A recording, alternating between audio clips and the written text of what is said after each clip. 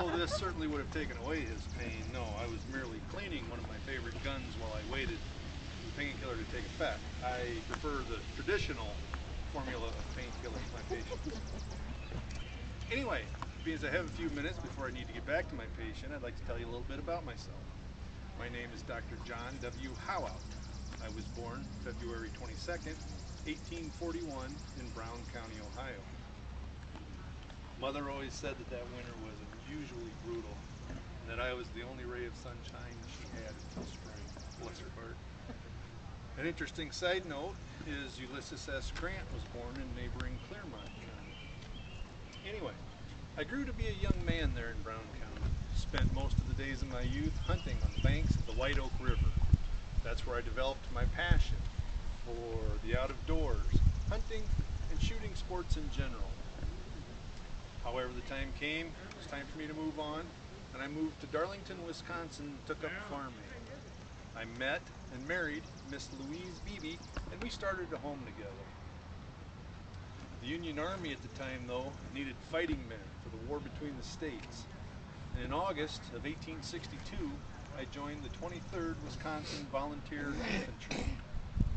We saw battle and action everywhere from Kentucky to Texas and everywhere in between. However, 6 times as many men of our regiment died of disease as of battle wounds. I myself was hospitalized on 3 separate occasions. Finally, in August of 1865, we were mustered out, and I returned to the farm. Now, I learned a little bit about dentistry during the war, mainly out of necessity, but now I took up the study and eventually started my own practice. Now, one thing I noticed was that the tools of the trade were woefully inadequate, so I'd study them, and I could make improvements to some of them. I even invented some of my own implements to make dental procedures less unpleasant for both the patient and for the doctor. I shared my ideas with my colleagues, and some of my designs became widely used. Imagine my surprise when I'd see my inventions being featured in the dental supply catalogs that would come out. Now, during this time, we moved around a little bit. Clay County, Iowa, Carthage, Missouri, and finally Omaha, Nebraska. Louise and I had 3 fine young sons and a beautiful daughter. Unfortunately, the differences between Louise and I far outweighed our commitment to one another. Our marriage ended, and I moved to Atlantic, Iowa. A few years later, I finally met my soulmate, Miss Etta Hines of Logan, Iowa, and we were married April 6th, 1889. Etta loved to camp and hunt wild game, and all our leisure time was spent in the forest and fields. It reminded me of my youth back on the White Oak River. Eventually, Etta also shared my enthusiasm for shooting tournaments. We bought her own shotgun, and she took part in them, right alongside the men. Now, the first winter after we were married was particularly harsh, with more snow than anyone could remember.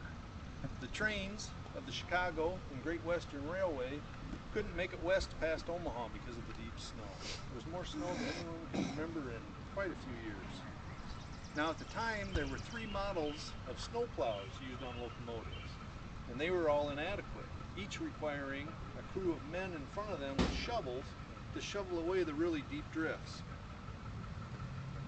I'd had an idea for a rotary steam-powered snowplow, and I built the model and I tested it in a local sand quarry near Logan. The folks around town started to good-heartedly refer to me as the strange man who plays in sand. Anyway, I received a patent on my snowplow in 1892, and I traveled with my model to Paterson, New Jersey, to the Leslie Manufacturing Company. We tested my model against the 3 that were in existence, and mine was clearly the hands-down winner. After some negotiations, we reached an agreement, and they bought my patent. Now, if you can imagine, my snowplow was 12 foot square with flanges at the sides and at the corners, and it had a huge continuously rotating wheel in the center, 12 foot diameter. Snow was drawn in from the sides into this wheel and thrown out an opening in the top. My snowplow would throw snow 150 feet away from the tracks, clear over the tops of the telegraph poles. It certainly was a sight to be seen. In 1893, Etta and I moved to Fort Dodge. I opened up a little practice here, and we took an apartment at 5th and Central. I founded the A.H. Fox Gun Club and organized regular target shooting events. Along about 1905, Fort Dodge Messenger did an article on me and my snowplow. They even went as far as referring to me as a genius. Imagine that. That was quite a humbling experience. However, I did buy several copies of the paper and had them sent back to my friends in Logan, Iowa.